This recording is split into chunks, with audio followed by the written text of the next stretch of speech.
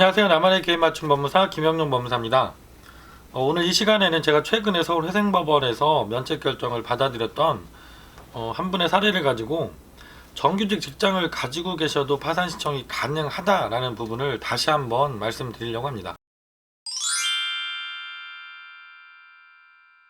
제가 상담 전화가 전국에서 참 많이 오시는데 그 중에 이제 여러 번 말씀드렸지만 지난주에도 여러분이 계셨습니다.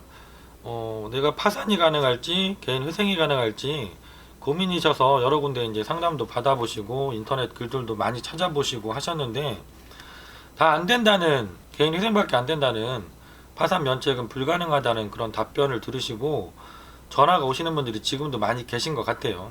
실제로 이제 상담도 많이 오시고 이분도 그런 사례 중에 한 가지인데요.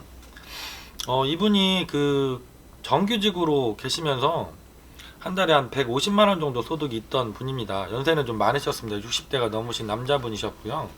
근데 채무 금액이 많지는 않으셨어요. 금융기관 총 채무가 4,400만원 정도, 이자까지 포함해서 그렇게 되셨고, 또 본인 명의의 재산이 있으셨거든요. 임대차 보증금으로 3천만원의 월세 보증금을 갖고 계셨고, 중고다정타도 오래된 거지만 한 대를 갖고 계셨던 분입니다. 그러다 보니까 사실은 내가 갖고 있는 재산과 채무 규모가 그렇게 많은 차이가 나진 않았죠. 그래서 이제 고민을 하시게 됐던 것 같고요. 다른 사무실에는 안 된다고 얘기를 하셨던 것 같습니다. 하지만 그 임대차 보증금 같은 경우는 당연히 압류금지 채권 범위에 해당되는 금액은 재산에서 파산 재단을 산정하실 때 공제를 해서 제외하게 되어 있으니까 그 부분은 문제가 없었고, 다만 이분의 소득이 150만원 정도인데 파산 면책이 가능할까, 이게 더 큰 상담거리였는데요. 다행히 이분 같은 경우는 오래전부터 이제 그 노모를 부양을 하고 계셨습니다. 같은 집에 살면서 오랫동안. 그래서 노모까지 부양가족으로 산정하게 되면 2인 가족이 되시기 때문에 사실은 2인 가족 생계비보다 20만원 정도 못 미치는 소득이 있었기 때문에 저희가 이제 개인회생이 아니라 파산 면책으로 접수를 했고, 관제인 변호사님도 크게 문제 삼는 거 없이 되게 짧은 기간이었습니다. 4개월이 안 되는 기간 만에 면책 결정까지 받았던 사례입니다. 개인회생과 파산을 구별할 때 당연히 소득이 얼마인지 아주 중요한 요소가 됩니다.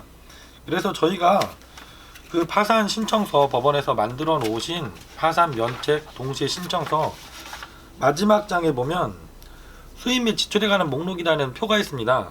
이게 뭐냐면 내가 한 달에, 지난달에 소득은 얼마였고 지출은 어떤 항목으로 얼마가 있었는지 이 우리 가족의 생계비를 적어달라고 하시는 거거든요. 그리고 그 밑에 보면 채무자의 가용소득이라고 그래서 이렇게 기재하는 항목이 추가되어 있습니다. 이게 예전에는 없었는데 몇 년 전에 추가가 된 항목이거든요. 여기에 보면 채무자의 월 평균 소득을 기재하게 되어 있고 생계비를 기재하게 되어 있습니다. 이 생계비는 당연히 내가 부양하고 있는 가족 숫자에 따라서 그 금액을 이렇게 체크하게 되어 있죠. 그리고 부양가족의 이름, 연령, 관계 등을 기재하게 되어 있는데요. 그래서 최종적으로는 채무자의 가용소득을 정리를 해줘야 됩니다. 내가 예를 들어서 이분 같은 경우 150만원 정도 소득이 있었는데 어머님을 포함해서 2인 가족이라고 한다면 내가 오히려 가용소득이 모자라는 거죠. 마이너스가 되게 되는 거죠. 그래서 이제 당연히 파산관제인 파산절차에서도 이 표도 검토를 하시고 이분이 개인회생이 가능한 분인지 파산면책으로 가는 게 맞는지 이거를 검토하시기 위해서 이 표가 추가로 들어가 있는 겁니다.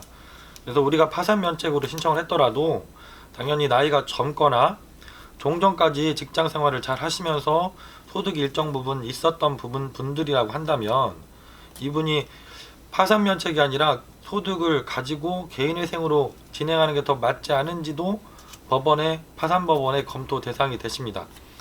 그래서 실제로 저희가 한 100분을 신청을 하게 되면 한두 분 정도, 주로 이제 나이가 젊은 분들, 종전까지 경제 활동을 해왔던 분들의 경우죠. 판사님이나 파산관제인이 이렇게 권고하시는 분들이 계십니다. 본인은 연령이라든가 종전의 경력을 봤을 때 직장을 구하고 소득 활동을 하는 게 충분히 가능해 보이니까 시간을 가지고 구직 활동을 해보고 다음 달에, 다다음 달에 한번 다시 나와 봐라, 이렇게 권고하시는 경우들도 종종 있습니다. 이렇게 뭐 가끔 이렇게 권고를 받으시고 하는 분들도 있지만, 내가 정말 구직 활동을 열심히 했는데도 취업이 어렵고 생계 이상의 소득을 얻는 것이 어렵다고 한다면, 그러한 사실을 잘 소명을 하시고 납득을 시키면 물론 면책까지도 가실 수가 있습니다. 오늘은 제가 여러 번 말씀드렸던 부분인데, 정규직 직장을 갖고 계신 분도 내가 우리 가족 생계비보다 못 미치는 소득을 갖고 계시다고 하면 당연히 개인회생이 아니라 파산 면책을 통해서도 채무가 해결이 가능하시다는 부분을 다시 한번 말씀드렸습니다. 김영룡 법무사였습니다. 감사합니다.